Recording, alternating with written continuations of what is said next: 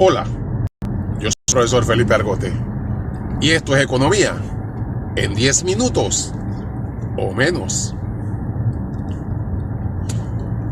El programa de hoy muy probablemente será de más de 10 minutos porque les voy a contar la historia del canal. Debemos empezar diciendo que en 1513 Vasco Núñez de Balboa llegó escondido en el barco de Jamaica huyéndole a sus acreedores, cuando Comagre y Panquiaco, que eran los líderes del pueblo Cueva, le regalaban estatuillas de oro, veían que lo convertían en lingotes. Muy molestos, le dijeron: mira, ya que tienes tanta hambre por el oro, ¿por qué no te vas hacia el sur? Que ahí vas a ver un lugar donde hay tanto oro que no lo puedes imaginar. Por supuesto, se referían al Imperio Inca. Balboa, tratando de ir al sur hacia el Imperio Inca, llega a el Mar del Sur, hoy llamado Océano Pacífico. Evidentemente no llegó al Imperio Inca, porque su suegro, Pedro Arias de Ávila, le cortó la cabeza. Y por supuesto, años después, no pasaron 30 años antes que los indios Cuevas desaparecieran por completo, ya que los españoles lo obligaban a ir a buscar oro o le cortaban la cabeza. Eso fue la primera travesía de un europeo de un mar al otro. Posteriormente, en 1852, los norteamericanos, también descendientes de europeos, se proponen hacer un ferrocarril y efectivamente lo construyen después de hacer un tratado con Colombia, de lo cual Panamá era parte porque se había unido voluntariamente en 1821. Por ese tratado o por la utilización de esa área, le pagaban a Colombia $500,000 al año. Luego los franceses intentaron hacer algo más ambicioso: construir un canal. Para eso, Ferdinand de Lesseps, que fue el que hizo el canal de Suez allá en Egipto, vino creyendo que esto iba a ser igual, pero allá hay arena, acá es la selva y hay una cordillera. Así que lo que la zanja que iban haciendo en el día, con la lluvia en la noche, pues se tapaba de nuevo y no avanzaban casi en el área del Corte Culebra. Y luego vinieron las enfermedades, la fiebre amarilla, producida por, no producida, que se contagiaba mediante la picada del mosquito Aedes aegypti. Eso ellos no lo sabían, nadie lo sabía, hasta que un médico cubano lo descubrió a finales del siglo. Pero los franceses pues fracasan en su proyecto, y luego los norteamericanos en 1903 le pagan 40 millones por lo que dejaron tirado, lo que quedaba del proyecto, y establecieron un tratado con Colombia llamado Tratado Herrán-Hay, el cual le daba derecho a Estados Unidos a hacer el canal, y fue firmado efectivamente. Pero cuando va al Senado colombiano, los senadores preguntan: bueno, ¿y cuánto nos van a pagar? No, es que dicen los gringos que como ya existe un tratado por el ferrocarril, por la construcción de una vía interoceánica, ahí no especifica si es canal o es tren, así que ellos no tienen que pagar nada. Ellos van a seguir pagando el $500,000 y listo. Bueno, el Senado colombiano lo rechaza, se lo envía de vuelta para negociar solamente un punto: dinero. En ese momento, los norteamericanos deciden que no vale la pena seguir tratando con un país que además estaba en guerra permanente, aún sigue, y era mejor negociar y decidir con Panamá, que de hecho no siempre fue parte de Colombia, se había pegado a la Gran Colombia en 1821, pero no es cierto que había un movimiento separatista. Eso es totalmente falso. Panamá era parte de la guerra de los 1000 días entre liberales y conservadores. Entre los liberales estaba el líder Belisario Porras y por supuesto el general Victoriano Lorenzo.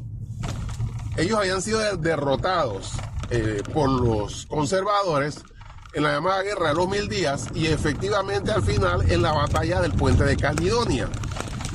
Derrotados, Victoriano Lorenzo regresa a las áreas altas de Coclé y Belisario Porras huye exiliado hacia Costa Rica.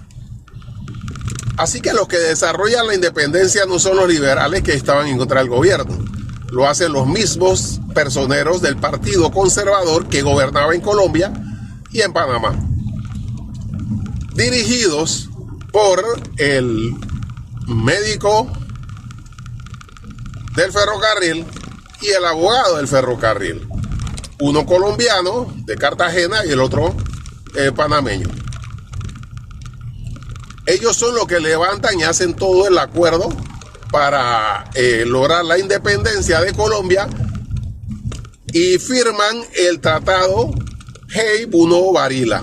Hay, de nuevo, a nombre de Estados Unidos, y Bunau-Varilla, un francés accionista o representante de la compañía del canal francés, representando a Panamá. Y bueno, traen el mismo tratado Herrenheim, solo que le habían hecho dos cambios. Uno, que el Herrenheim era por 100 años, o sea que se vencía en el 2003, momento en que tenían que regresar el área todo y el canal y todo a Colombia en ese caso. Lo pusieron para siempre, eternamente. Y luego adicionaron que Estados Unidos funcionaría en el área como si fuera soberano. Agarrándose de eso, pues, establecieron 14 pueblos, que eran 14 bases militares, pero que eran 14 pueblos con escuelas, hospitales, piscinas, supermercados, en donde habían familias, escuelas primarias, gente que nació ahí. Sonian era un enclave colonial norteamericano con un gobernador norteamericano, con policías norteamericanos, con juzgados norteamericanos. Un enclave que si tú querías ir de Panamá anterior y tenías carro, pues tenías que sacar una placa de la zona para poder pasar por ese pedazo del país. Claro, eso hizo causa de conflicto, pero en 1914, bueno, se inaugura el canal a un costo de 375 millones de dólares. En el canal francés murieron 25,000 trabajadores. En el canal norteamericano murieron alrededor de 5,000, pero en ningún caso, casi ninguno era ni norteamericano ni francés, eran trabajadores del Caribe, inmigrantes, que fueron los que hacían el trabajo duro. Por supuesto, esas causas de conflicto inician de inmediato. En 1925 el ejército norteamericano entró a sofocar una huelga porque habían aumentado los precios de los alquileres y asesina a una cantidad de gente. Luego hubieron otros movimientos como la siembra de banderas, hubo en el 57, en el 59, el rechazo del filósofo, hasta que en 1964, después de mucho conflicto, el gobierno de bandera panameña se iba a poner al lado de la bandera norteamericana en todos los sitios civiles, no militares, a partir de 1964. Así las cosas, un grupo de estudiantes, Sonian, decide que en su escuela la única bandera que se iba a levantar era la bandera norteamericana. El 9 de enero de 1964, estudiantes del Instituto Nacional deciden caminar en marcha hasta la escuela de Balboa para subir la enseña panameña como dictaminaba el acuerdo. Le piden permiso al rector y se van en marcha después de hora de clase. Encuentran una gran cantidad de estudiantes Sonian, pero no solamente estudiantes Sonian, sino que sus padres habían decidido apoyarlos. Y los padres, por supuesto, eran militares. No logran llegar al asta, por supuesto. Y los estudiantes Sonian, muy agresivos, le gritaban cualquier cantidad de improperios.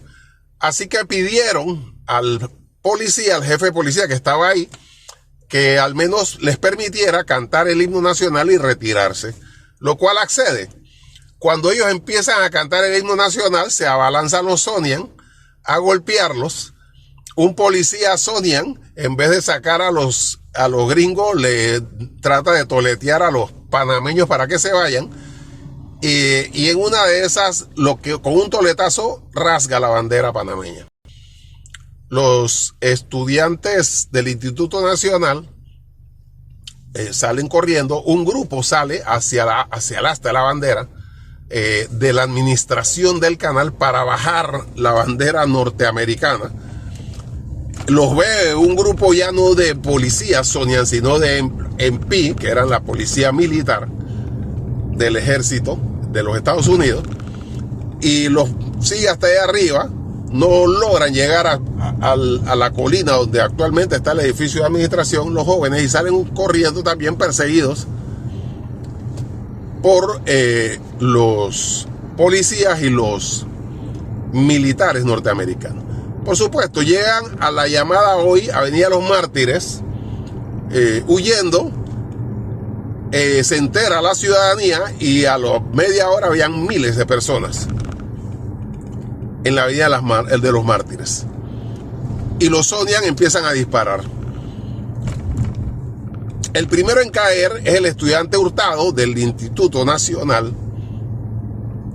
Lo recoge Ascanio Arosemena. Ascanio Arosemena no era institutor. Ascanio Arosemena era un estudiante de la escuela profesional que estaba jugando fútbol. Por eso en la foto que aparece a él cargando al primer herido, que fue el estudiante Hurtado, él aparece con una camisa de fútbol. Pero él era miembro de la Cruz Roja. Así que cuando vio la situación, pensó que su deber era ayudar a los heridos. Él toma a Hurtado, lo lleva al Hospital Santo Tomás, lo deja ahí y regresa a ayudar. Cuando él está agarrando a otro herido, recibe un disparo de escopeta en la espalda que le quita la vida. Ese fue el primer mártir de la gesta del 9 de enero. Bueno, ahí pues muchos estudiantes subiendo la bandera en muchos lugares, en los postes, la gente indignada, y los Sonian disparando desde la zona. Mataron a 21 panameños, incluyendo a Rosa Elena Landecho, a otra niña que se asomó en el balcón y le pegaron un tiro en la frente. 21 panameños cayeron abatidos por las balas norteamericanas. Panamá decide romper relaciones con Estados Unidos. Duran varios meses hasta que llega el acuerdo de restablecer relaciones siempre que se renegocie el tratado. Eso se hace, pero luego en 1969 surge el Tratado 3 en 1, apoyado por los partidos políticos tradicionales, los mismos de ahora, en donde le daba a Estados Unidos 100 años más, a cambio de que ellos construyeran un canal ampliado, lo cual fue rechazado por la ciudadanía. Se echa para atrás el tratado, se rechaza, y no es hasta 1977 que, bajo el liderazgo del general Omar Torrijos, que sí era un dictador, pero que tenía como objetivo descolonizar, se llega a los tratados Torrijos-Carter, el cual le da 23 años para que salgan todos los norteamericanos del canal y no los entreguen de vuelta. Pero en el lapso se iban cerrando policías, juzgados, porque ese era un país aparte en medio del país, en un calendario que se fue ejecutando. Sin embargo, cuando sube Ronald Reagan, que era como el Trump de la época, dice que él no va a regresar a ningún canal. Torrijos dice que si es así, él vuelve porque ya se había retirado, había cumplido con su palabra que se retiraba y iba a llamar a elecciones, y pues es asesinado. Se le pone una bomba en un avión donde iba para Coclecito, explota en el aire y se muere el general Torrijos. Sin embargo, pues luego vino una invasión por otras razones, pero que intentaban quedarse, hasta que se percataron, a mi juicio, un año después, cuando el presidente Bush, que invade Panamá, llega al Parque Porras a dar un discurso de inicio de su campaña de reelección, en donde pretendía que los panameños lo iban a vitorear, y lo que tuvo que salir huyendo entre sus guardaespaldas, porque la gente lo iba a linchar. En ese momento creo que decidieron de que no era un buen negocio quedarse, porque el canal es indefendible. No es que no tuvieran el valor ni tampoco la fuerza, por supuesto, de lejos.